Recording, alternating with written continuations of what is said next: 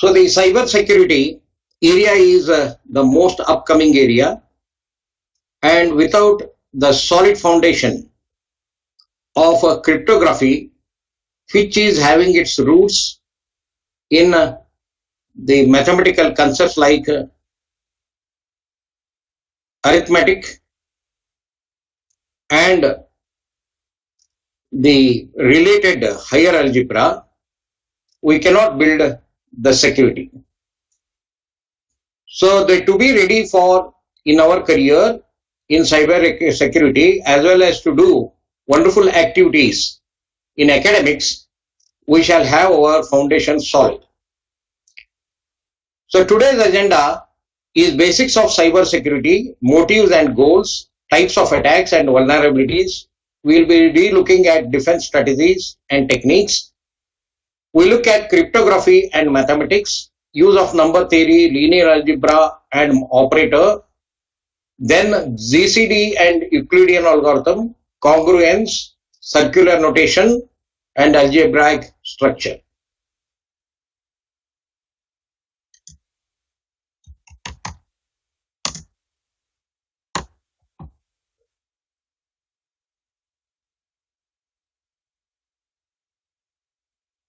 Then we proceed to understand the concept of encryption, decryption and the importance of key, types of cipher, polyalphabetic and transposition ciphers, then secret key cryptography. Computer security is all about studying cyber attacks. Cyber is the space in the digital field, which is a combination of hardware and software and network related communication spaces and other aspects. All together are creating the cyber spaces.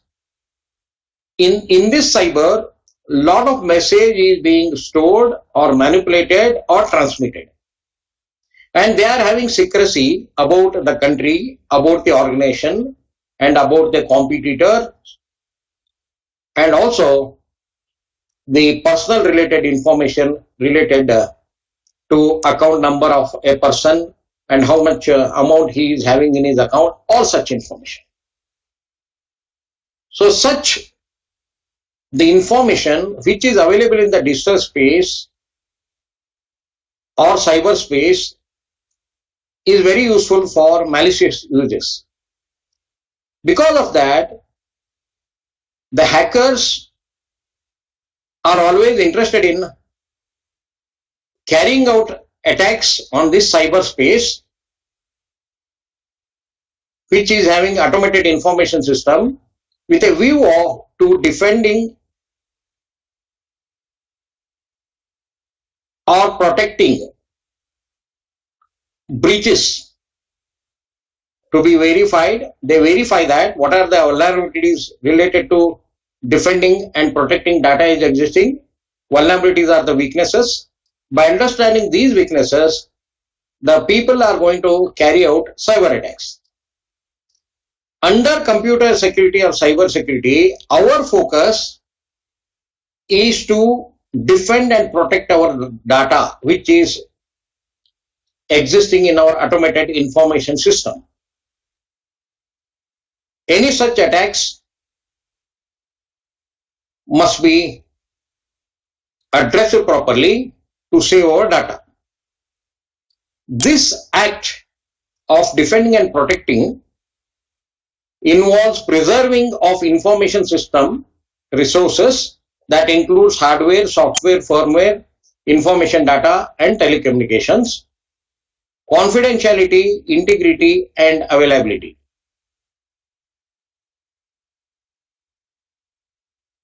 So under the name of cyber security, we are interested in using different techniques and practices that are specifically designed to protect data. It applies to digital data, and by applying cyber security related techniques and practices related to store data or data in use or the data being transmitted, we are interested in providing the protection against malicious users or unauthorized users. This protection is involving three important objectives. When we say we are providing computer security, we are ensuring confidentiality, means whatever data is actually being stored or manipulated or transmitted, it is accessible only by authorized people, and unauthorized people do not have the access to such a confidential information. So because for that purpose, we have to create a protective layers at the database level, at communication level, and also the people who are trying to log in and use it. We have to provide a lot of security over there. So confidentiality, data confidentiality, and privacy. The information is being owned by either individuals or nation or the organizations. And authorized users should have the control over it. So under privacy, we address it. Then integrity, data integrity, duplication of the data, then manipulation of the data, misrepresentation of the data, all such things should not happen. So we have to provide the protection against any integrity breaches. And also we have to ensure the stem integrity. Then we have to ensure that there is proper availability to authorized users and non-availability of data for unauthorized users shall be ensured. Whenever we are trying to provide all these things, there are continuous threats of different kinds, and these cyber attacks are having very clearly defined motives and goals. The cyber attackers may be trying to breach the systems or trying to get unauthorized access to the data because of sheer thrill. The people who are having a very good knowledge technically, but somehow they are unable to shine in their personal life. Most of them or many of them are using their skills and competency with sheer thrill to carry out the cyber attacks.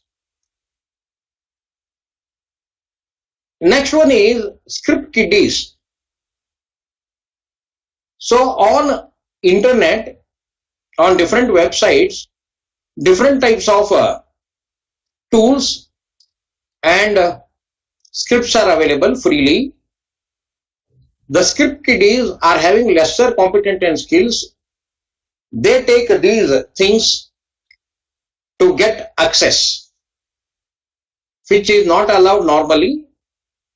They try to use the data for their use by doing unauthorized and illegal activities. Third one is disgruntled employees. Employees who are working for some company, if they are unhappy with their bosses or the company, they may be involved in what you call sharing very important information about the company or important information about any individuals to the competitors, or selling the information for gaining some money, or such things they may be doing. The fourth one is cyber terrorists. These are the people who are interested in attacking the cyber assets of any country or any financial institutes so as to spoil the entire thing And next one is for financial gain. The people are involved in the act of collecting the information from different people by promising them some lucrative benefits. Click the URL and you will be getting huge money in the lottery, or some company has selected you and please log in your details to get the money credited to your account. Some widow is having a lot of money in her account. She is interested in sharing it for the social causes. Who are interested can actually share their information like that. Very lucrative and convincing emails will be coming, or on the mobile SMS may be coming, and people get into the trap and share their personal information. The other side, the attacker, is using all this information for financial gain, either to hack into accounts or misusing the information related to credit card, debit cards and other things, and they get the financial gain. And these cyber attacks which are carried out by the people are with 4 major reasons. We have got 4 categories for related to that. One is to retrieve personal information from individuals. Here the people are using, the attackers are using phishing and farming, attracting the people to share their information and using that information, or attracting the people for some virtual website, and people will be typing their information, and through that website the information which supposed to be confidential has been gathered and being used later. Next one is leakage of personal information. So whenever we are trying to use some ATM or something, if that ATM is particularly under attack by cyber attackers, they are making use of small device which is called as skimmer, and which has been attached. It is a very, very small size which is not visible. Then whenever we are using any ATM card and other things, all the information has been skimmed, or it has been maliciously captured and later they use it. So skimming, side channel attacks and snooping or eavesdropping are coming under leakage of personal information. Then third one is denial of services, which is called as DOS.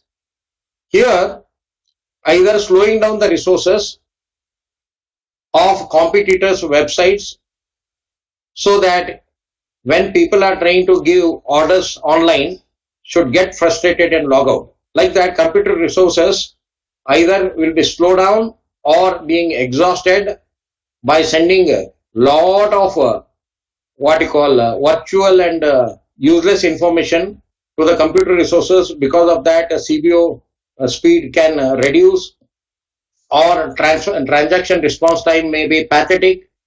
All such activities are taking place here, and website defacement also may be taking place here. And fourth type is making use of malwares, that is by making use of worms and viruses. Either they actually hitting at files, or the spoiling different hardware and software resources will be taking place here. And the cyber attackers, whenever they are trying to do any of these categories, first and foremost thing they do is trying to analyze the vulnerabilities of the system. And vulnerability is a weakness or lacuna in a policy or procedure or protocol, hardware or software within an organization, and that has the potential to cause it damage or loss. Some weakness will be there. The cyber attackers or hackers will study these vulnerabilities. Is there any such weakness is existing? And 4 types of vulnerability checks will be done. One is human vulnerabilities, second one is protocol vulnerabilities, third one is software vulnerabilities, and then configuration vulnerabilities. Human vulnerabilities are initiated by the people who are actually either become attracted to lucrative proposals, or on the phone they may be sharing their credit card information, debit card information, number and CVV and other things. These are the things which are happening at the human level. The people understand and they call or they send the messages and try to exploit it. Second one is protocol vulnerabilities. When any communication devices want to speak, sender and receiver, they are bound by a set of rules which are called as protocols. Are there any weaknesses in these protocols? Whether the data which is being sent from the sender to receiver, is it being encrypted or not? Such things will be checked there. Then the software vulnerabilities, login, password, access, all such things. Are there any weaknesses over there? And also SQL related things and other things will be verified there. Fourth one is configuration vulnerabilities. Whenever any system is being given to the users, proper configuration will be done. So the attackers try to check up, is there any weakness in the configuration, so that same configuration either they can change or they can copy for their personal use. So identity theft, then information theft, disruption of services and information warfare. These are the attacks and related goals.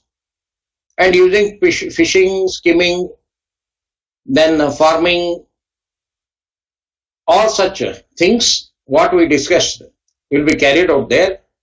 At the end, by carrying out these different activities, the DNS, then ERP, the crypto protocols, then micro configurations may be getting affected at the operating system level, or protocol based TCP, ICMP, UDP related attacks may take place, or application may be under threat. Through SQL injection, the attacks may happen, buffer overflow, cross-site scripting, all such things.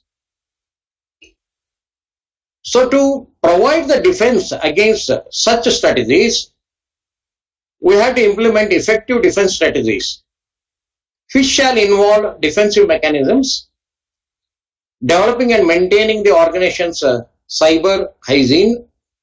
Every organization has to define its cyber policies and also has to train its employees what to do, what to not to do on cyberspace during their working hours or whenever they are using hardware and software of the organization.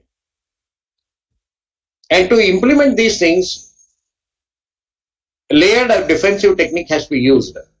Means one is at the organization level policy and procedures, second is at infrastructure level, third one is at network level, fourth one is at application level, fifth one is at program level, fifth one is at user level.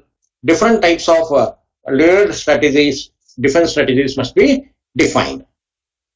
In order to carry out these things, we have to combine the people with infrastructure and procedures. The purposeful combination of people, infrastructure and procedures is going to ensure the proper implementation and effectiveness of defensive strategies. These defense strategies and techniques are involving access control by implementing a proper access control where authentication takes place. After authentication, like user login and password, authorization takes place, what type of services the person can use, what he cannot use, whether he is a super user or just a normal user or system admin. Based on that, proper authorization for specific information is given. And to that particular, the authorized, the subset of information only, the person should be given the access. That is what we have to implement it, either in the program level or at the infrastructure level. Login and password is one of the important keys here. Next one is data protection. In the data protection, data confidentiality and data integrity shall be addressed. How we are going to take the backup, where we are going to store it, whether the information is in encrypted form, and whether we provided data protection by implementing a proper login and password and access to the right people in the organization. All such things will be checked up here.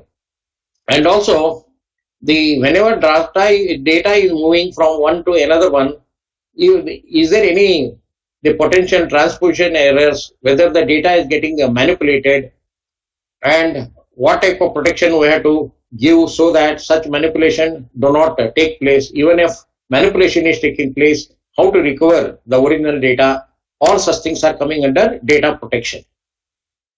Then the next one is providing data prevention and detection. Encryption, decryption and integrity check, and by making use of intrusion detection systems, we are performing this. Next one is response recovery and forensics. As soon as we see that somebody is trying to get the access repeatedly, then by looking at it, by looking at the pattern, then immediately we have to take response measures. Either we have to shut down the systems, or we have to log out of the system, or we have to deny access, or we have to send some warning messages, all such things. If the attack is happening by the viruses, worms and other things, at that time affected information must be quarantined, and after that it has to be cleaned and it has to be released.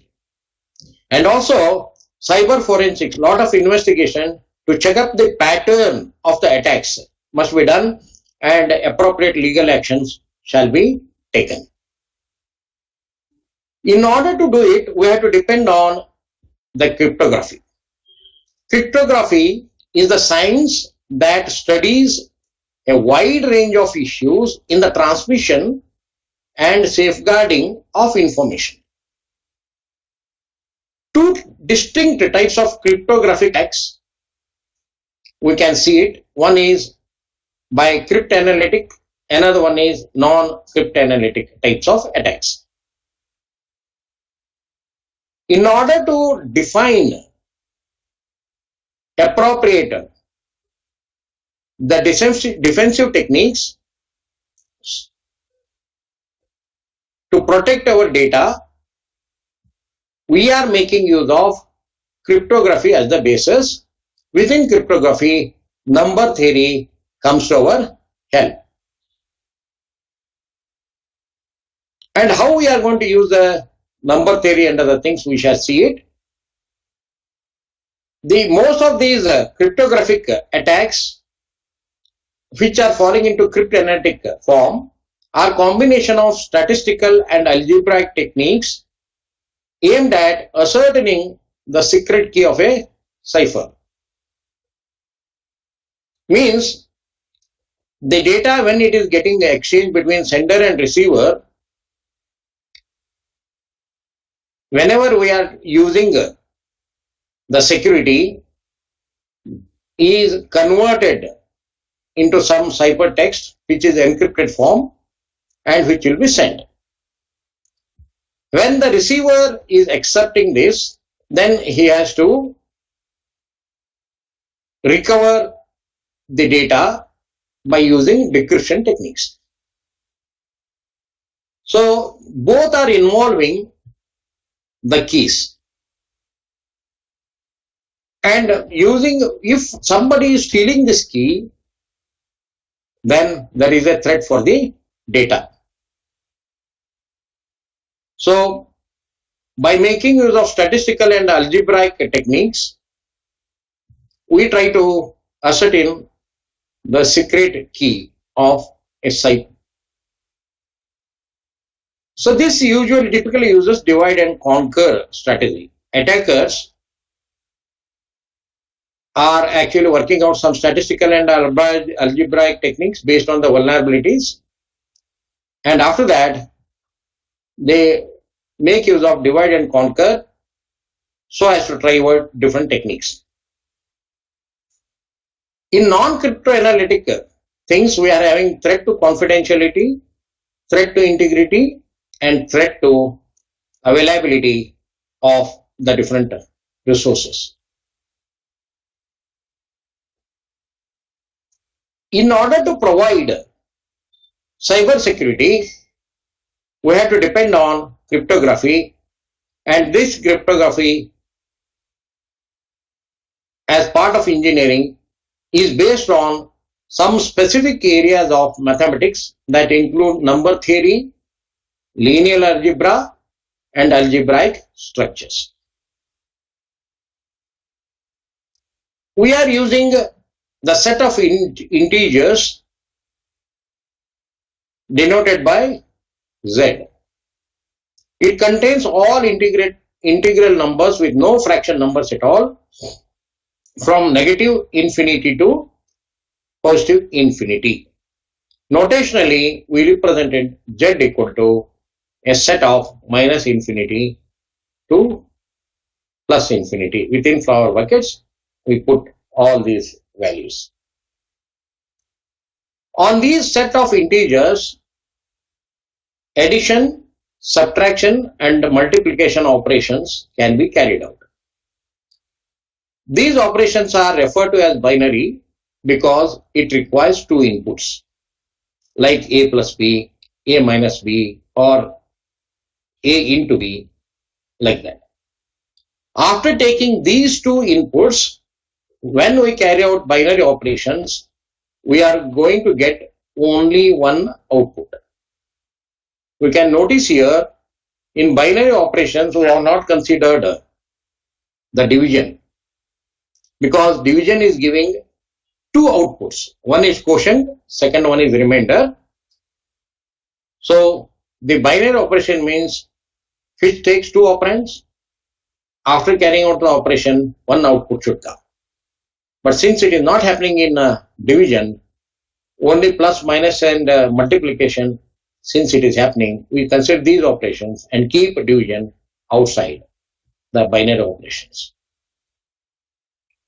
However, the division becomes very crucial for us, that we treat it separately, and it results in entirely new, higher level of the algebra, making the based on the remainder, so many things will be coming up. That we shall see it now. So D equal to N multiplication Q plus R. D is called the dividend here. Dividend is equal to the divisor multiplied by the quotient plus R. This R value or remainder shall be in between 0 to N, when N is the divisor.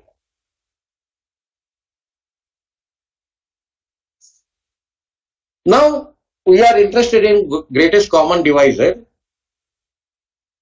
It is integer, often needed in cryptology. Here we take two values and we list out all integers which can divide the one number, and we list it out all the numbers which can divide the second number. Then from both these numbers we are going to get the common divisors. We compare, for example, in case of divisors of 140, we get 5, 7, 10, 14, 2, 1, 4, 28, 35, 20, 70 and 140 as the divisors of 140. Similarly, for divisor 12, we are having 1, 2, 3, 4, 6 and 12. When you compare both these things, then we find that 1, 2, 4 are common divisors of 140 and 12. So we pick up this and we call them as the common divisors. Within these common divisors, which one is the highest value. Out of 1 to 4, highest value is 4. So common divisors are 1 to 4. Greatest common divisor is the highest value. So here for 140 and 12, GCD is 4.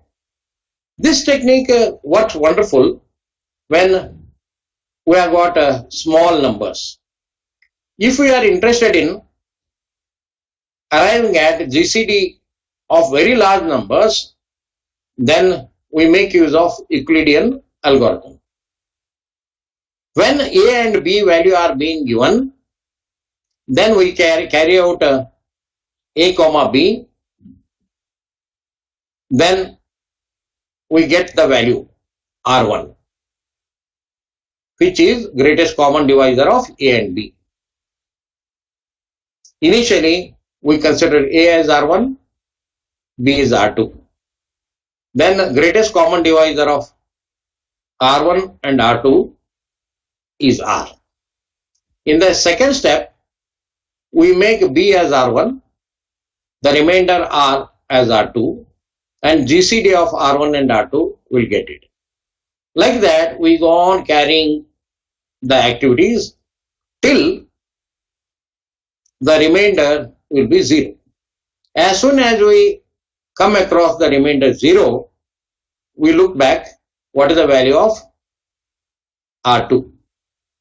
This R2 value, which is part of GCD R1, R2, resulting in the greatest common divisor as 0, is considered as GCD of A and B, which we originally considered, and that becomes the value of the GCD. That is, the last one, R2, will be the GCD of A and B. So this is very useful algorithm. So we had seen this is the way which is operating. 161 equal to 112 plus star 1 plus 49. Then we take 112 and 49. We carry out the next operation.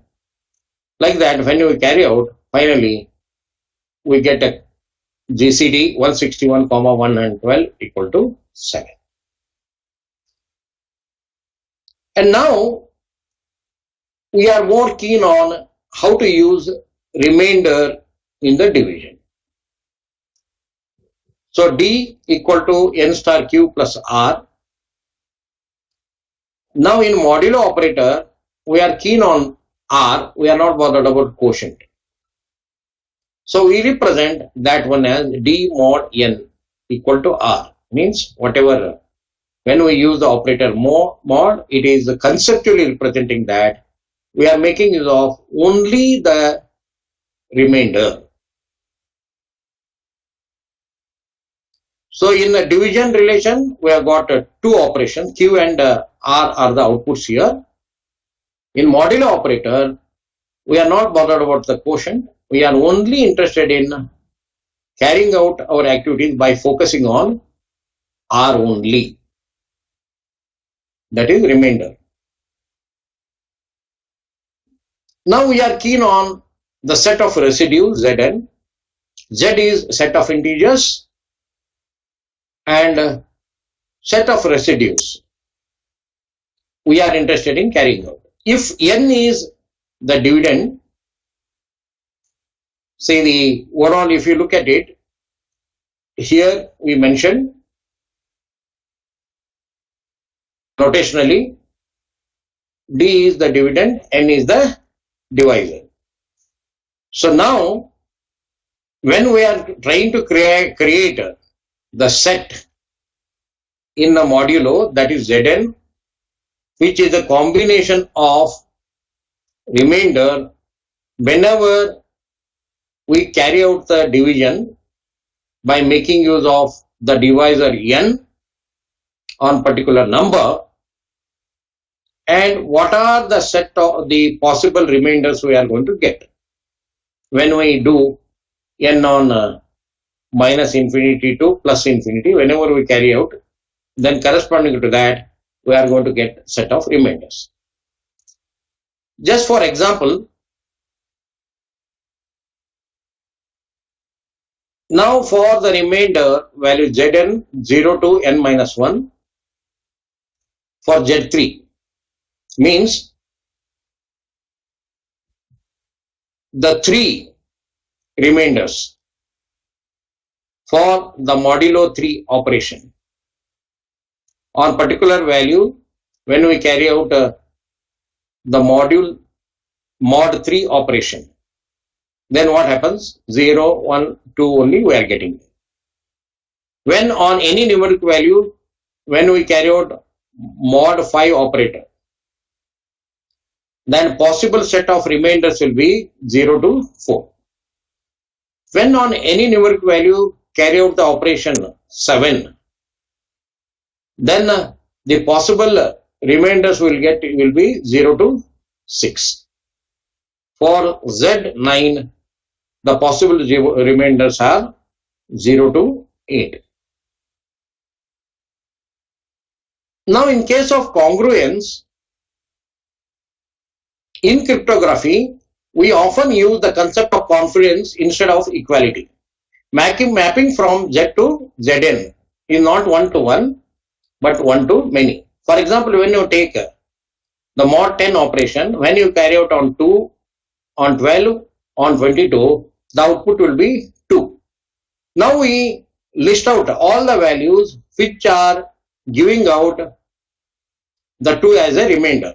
So we see that 2, 12 and 22 have given the remainder value as 2. So all these are combined together and made as the congruent set. So 2, 12, 10 are congruent of mod 10. Okay. So like this, we form the list and then we form residue classes. Means when we carry out, if n equal to 5 and apply, when we apply modulo 5 operations, we get 5 sets which are represented as 0, 1, 2, 3 up to 4. All congruent integers modulo 1 occupy the same point on the circle. So the modulo 10 operations can be represented like this. Circular notation here, earlier we used to represent in the form of a line. When you convert here, then Zn is having all these aspects on integers which are running from n minus 1 up to n minus 1. All the values we represent here, and whatever values are falling, Z1 what, Z2 what, Z3 what, like that, we list it out in this particular circle by drawing lines here. After that, we had a discussion on groups, rings and fields, which are very crucial. Then we move to the discussion of cryptography. It is a science of disguising messages so that only the intended recipient can decipher and receive the message. So by deciphering and receiving the messages without any problem, we have to ensure that proper encryption and decryption take place. We are interested in plain text, which is the original message. Disguised version of this plain text is called as cipher text. And this disguised version will be giving a lot of security for the data which is in transmission or which is being stored. So plain text and cipher text are often binary strings of the same length. Both should be of the same length. There are two types of cryptographies by looking at the type of keys and how many keys we use. First one is secret key cryptography, where the sender and receiver are knowing the key, and when the original message has been converted into the cipher text, and being sent from the receiver side, sender side, the receiver side, when he receives this ciphertext, by making use of the key, he'll be converting back into original message and recovers the original message. In case of public key, there are two keys. One is for the public, which is known to the most of the people who are involved in the activity. Second one is private key. This is the second key which is known only to the recipient, and he uses it to decrypt data. So from the sender side, information is being sent, and then it is encrypted, then it's being sent as a ciphertext, and from the receiver side, decryption takes place, and finally receiver is going to get the value. This is being represented. Ciphertext is actually encrypted text by making use of the key K on the plain text.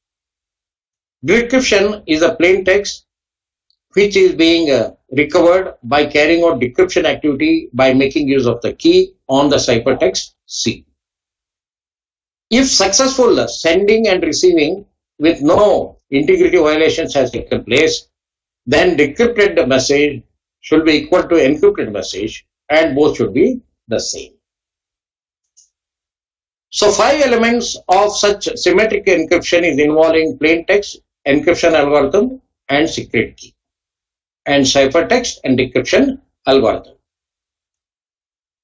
In order to ensure that the ciphertext will be created, we make use of different techniques. One is polyalphabetic cipher. Here, the character that is appearing in the plain text will be replaced by some other character, and then we get the ciphertext which will be transmitted. We take the plain text, the big plain text is being cut into smaller text P1, P2, P3, and for P1 we arrive at C1 by making use of the K1 key. Like that we proceed. Now polyalphabetic cipher is having 3 types of things. One is the Wiener cipher, second one is Hill cipher, third one is one type pad. In Wiener cipher, we use the text string, say word we are trying to use it as a key, which is then used for doing a number of shifts on the plain text. For example, if the plain text key is Pascal, and if we are interested in sending the message she is listening, this is the plain text, this will be encrypted by making use of the key Pascal. In order to carry out, in the Pascal there are 6 letters and key is 6, and plain text is she is listening. We remove the blank spaces there. Then in alphabetical the mapping, A equal to 0, B is equal to 1, C is equal to 2, like that. From that map, what are the numeric value of Pascal? We check it up. We get 15, 0, 18, 2, 0 and 11. After that, we write down the plain text. Since Pascal is having 6 characters, the plain text has been split into a group of 6 characters each. Then we put the Pascal value 15, 0, 0 like that, and from in the text, what is the value of S corresponding to the mapping in the alphabet, 18, H equal to 0, 7, like that we list it out. Then we put the Pascal values, then repeat it, like that we continue. Now we find the difference between both the values, that is P and key stream. We add it up, we get 33. Mod operation, when we do it, we get 07. We arrive at corresponding letter. Like that we proceed. In case of Hill cipher, we are not using one key, but we are using key matrix. To arrive at the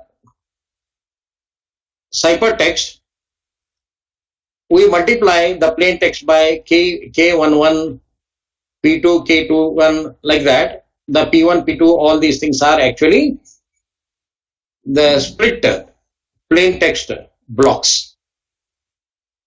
Then after that, 4 by 4 matrix K has been given like this, which is known to the sender and receiver. Then we multiply it by the P is this, K is this. By multiplication, we are going to get the C value. So 14, 0, 7, 10, 13, all that thing. Then we put the values for each of these numbers and we will get the final ciphertext. In transposition ciphers, we are actually the list out the given text B, G, I, N, O, P, E, like that. We split begin operation at noon, then we convert it. Wherever if the additional spaces are there, we fill it up by dummy values of Z. After that, we go on rearranging some rows. We rearrange the columns. Then finally, we arrive at the ciphertext. Then we transmit it. So, we are not going to replace any character here, but we are going to replace actually rearrange the characters. In order to ensure that proper cryptography is taking place, as we mentioned, there are two types of cryptography. One is symmetric